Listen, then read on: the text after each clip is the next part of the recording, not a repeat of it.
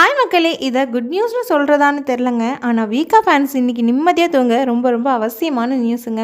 பிரவீன் சாரோட ஸ்டோரி பார்த்ததுலேருந்து பல பேர் தவிச்சிட்டு இருந்திருப்பீங்க. நானுமே அப்படி தாங்க இருந்தேன். இப்போ தான் கொஞ்சம் நிம்மதியாக இருக்குது. நான் சொன்ன மாதிரியே மெயின் லீடில் கை வைக்கலங்க. கண்டிப்பாக விஜய் ரீப்ளேஸ் ஆகலை, அது கன்ஃபார்ம் ஆகிடுச்சு.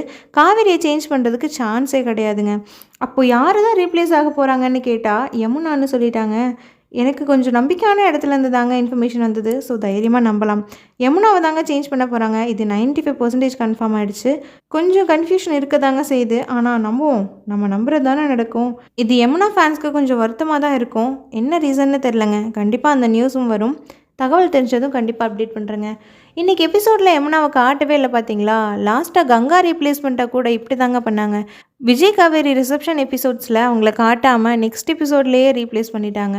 ஸோ மேபி நாளைக்கே கூட புதிய யமுனாவை இன்ட்ரடியூஸ் பண்ணுவாங்கன்னு நினைக்கிறேங்க.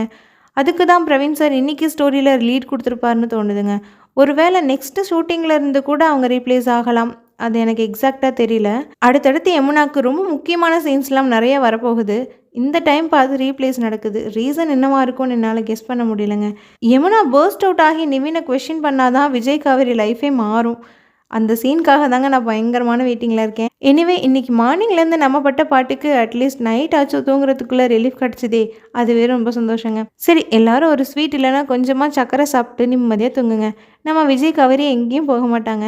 நாளைக்கு வேறு ஏகப்பட்ட வீக்கா சீன்ஸ் வெயிட்டிங்கில் இருக்குது. பார்த்து என்ஜாய் பண்ணுவோம். குட் நைட், பாய்.